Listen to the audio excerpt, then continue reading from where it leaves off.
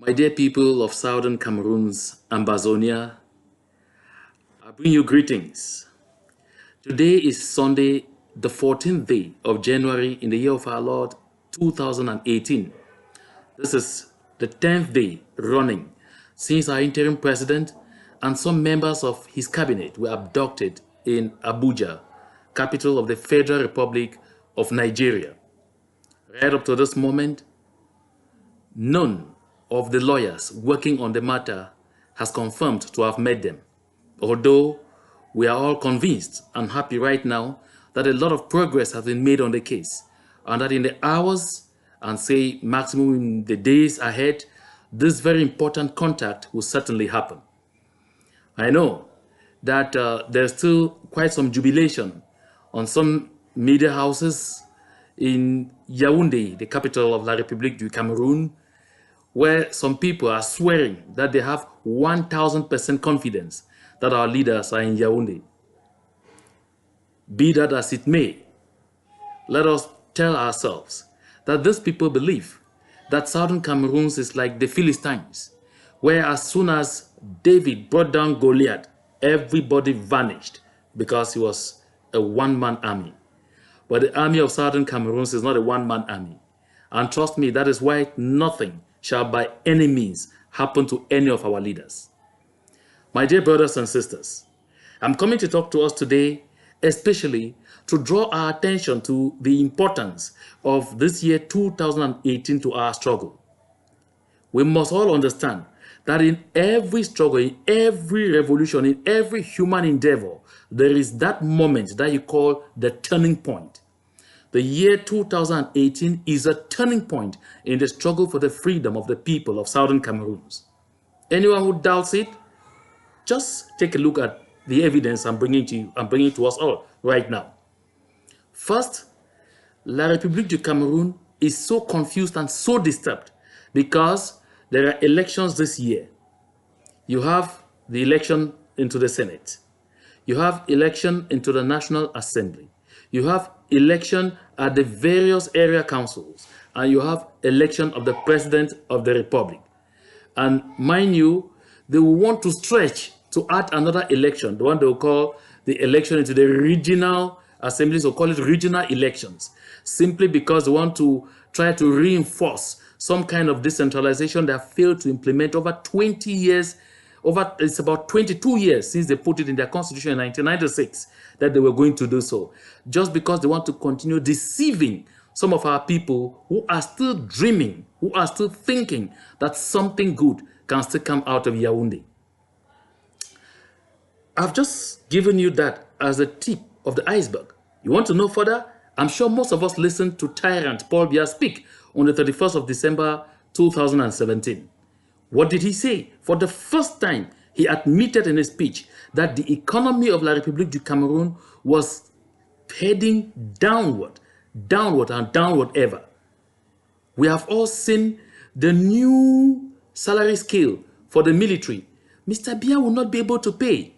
He has skyrocketed the salaries of the military to a point where people with just first school will earn 700,000 francs, whereas people with PhD will scarcely ever see 400,000, just because he believes that his whole life, that his whole existence in that country will now depend basically on the military.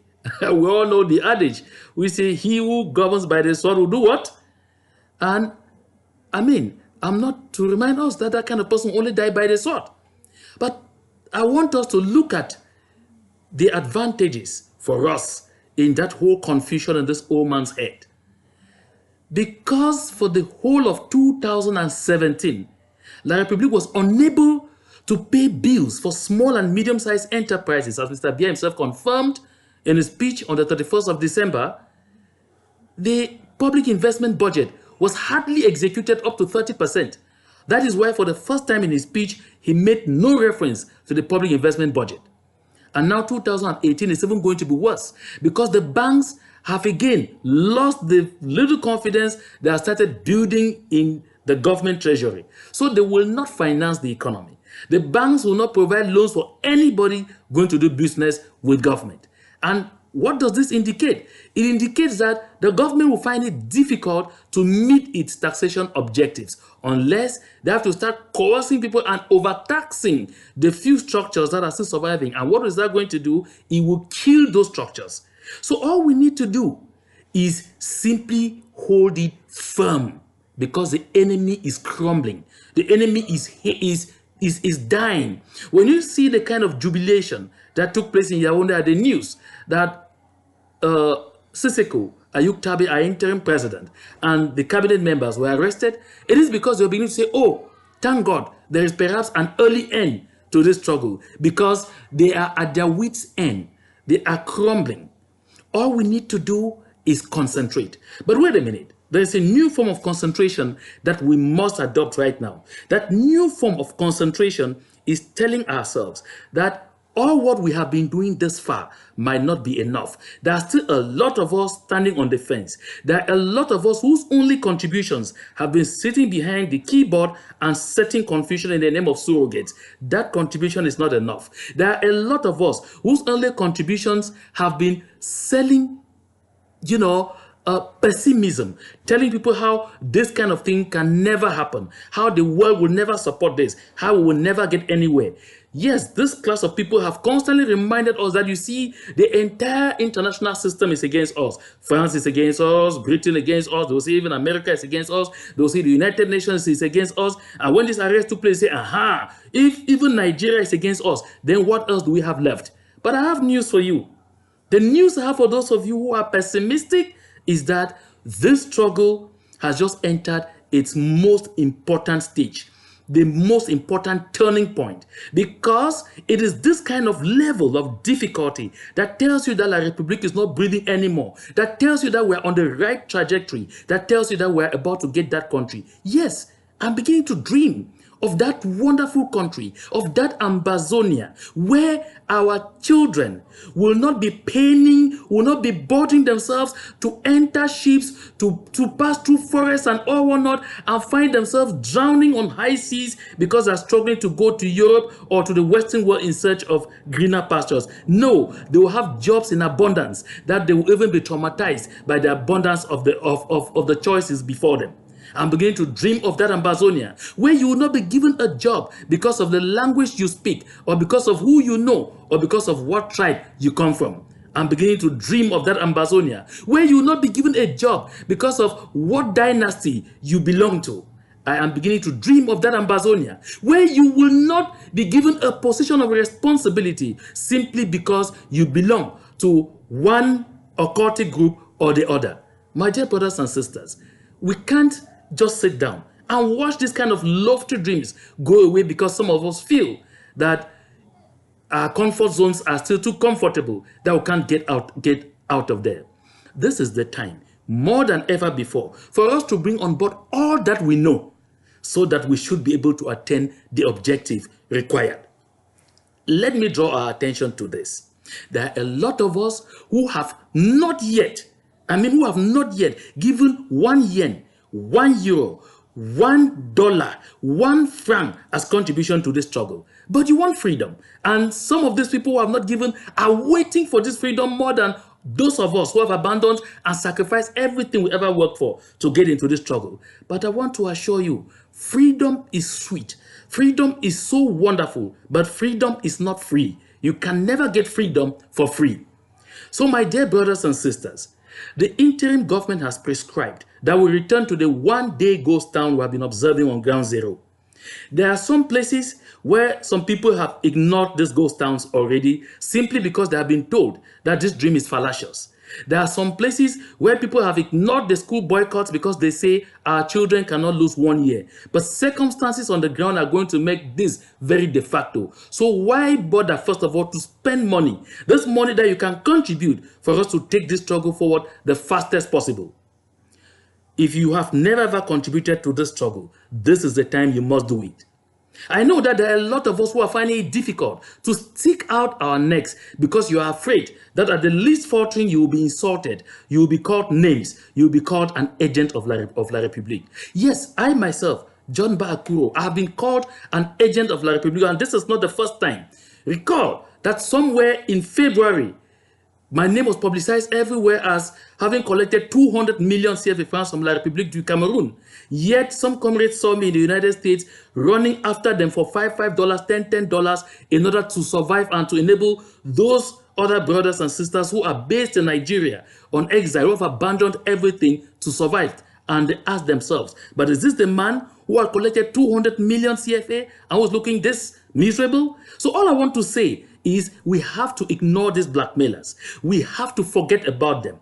I personally, John Baakuro, I have refused to go after all of those who have called me an agent of La République, who have written all sorts of literature about me, simply because I know that a good lot of people on Ground Zero who saw me almost every Sunday sticking out my neck. I remember that a good lot of them prayed for me daily. A good lot of them would call me to say, are you still free? Because they saw what I was doing for our struggle, even when it was not yet a general struggle. I have refused to go after those who have called me names. Because I'm borrowing from Mahatma Gandhi, who says an eye for an eye only ends up making the whole wide world blind. And I don't want us Ambazonians to enter Boya while blind. We have to all arise. Ignore the insults, ignore the surrogates, and bring in what you have to the table. Oh yes, I ask questions and I've been briefed. Yes, I've been briefed. Because the interim government now assures me that the relationship we had with the Foley Hawk law firm is not severed, is not about to be severed. And that SCAPAC is being reinforced to make sure that there will remain that indelible link that binds us to the Foley Hawk law firm, so that that firm will continue to do for us the great job in the area of diplomacy that it had been doing. And that is why I bring to you good news, that SCAPAC is once more receiving donations. If you have donations, if you have money to support us basically on the diplomatic front, SCAPAC is still receiving funds.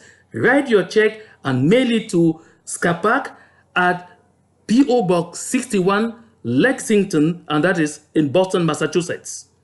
My dear brothers and sisters, I say those of us or anyone who has felt hurt in one way or the other, because at one point people were broken into camps, there was a matter of them and us, should know that the time for us to keep them away and become us, all of us should become us again, is now.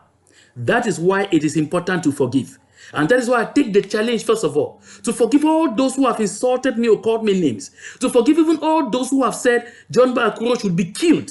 Because yes, I saw such hate messages. Some say, take him out quickly. Stop him before he executes his evil plan. Even you who said so, I forgive you. Because Mahatma Gandhi says, the weak can never forgive.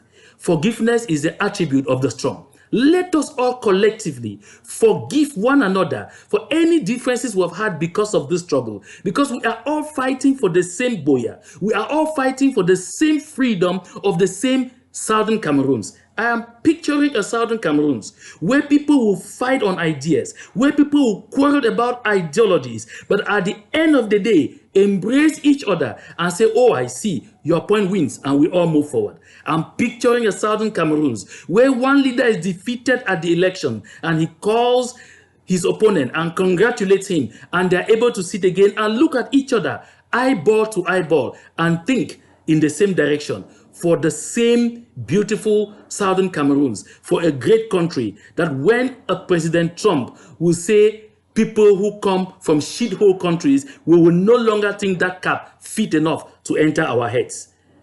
Fellow comrades, let us note that love is the only force capable of transforming an enemy into a friend.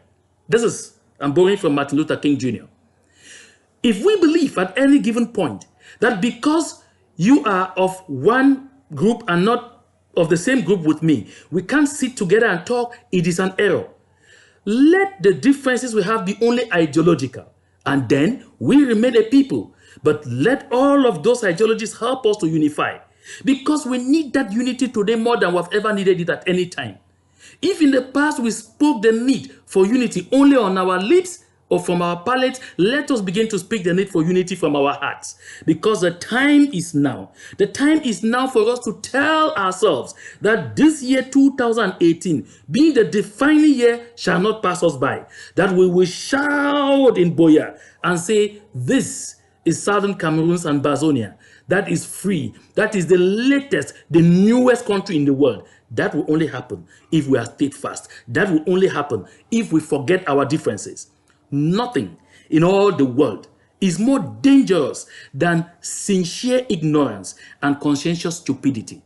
Where you don't understand, ask. Do not be afraid of asking. Even if you are chastised for asking, you will receive at least answers that will enable you to join this revolution. If you are standing on the fence because you have unanswered questions, ask them. We may all have come on different ships, but we are in the same boat right now. Do you know why I keep borrowing from Martin Luther King Jr.? Because this Monday, the 15th of January, 2018 is Martin Luther King Day. And we are again to congregate in Washington, D.C. for yet another round of protest so that the world will continue to hear us. In summary, my dear brothers and sisters, wherever you are, whatever you are doing, whatever you're feeling about this revolution, kill it. Come on board and contribute. If this revolution has ever needed money more than ever before, it is now. And I tell you why. Our leaders have refused to take us into a situation where we live from one slave master to another. That is why they have hesitated a lot to mortgage our country to yet some company that may tomorrow start setting terms that will become very complicated for us to enjoy that freedom that we are sacrificing so much for. For those of you on ground zero, don't only tell yourself that you have sacrificed in terms of keeping children home, that you have sacrificed in terms of obeying ghost towns, that you have sacrificed perhaps in terms of seeing loved ones and others killed. You still have the possibility to sacrifice because a good lot of us who are in the diaspora may not even have the money that you have. That is why I'm calling on those of us on ground zero. Organize yourselves in a way that no one will be able to betray the other. Let everyone contribute just 1,000 CFA. If we have 1 million people contributing 1,000 CFA on ground zero, that is 1 billion CFA. That is money enough to get our boys who are on the ground to continue to let Yaoundé hear the only language that they know how to hear. That is why I am telling us that the time for us to forgive ourselves for whatever we might have caused as problems to each other and come quickly on board and act as one is now. Arise, make your contributions, organize yourselves, put together the money, keep it in whatever form, notify the powers that be, and you'll be told exactly how to transform this money into meaning, into action, into that kind of necessary action that will bring the result the fastest possible. Because this year is our year. This year is our set year of freedom. And nothing shall by any means stop us unless we deliberately decide to stop ourselves. God is with us.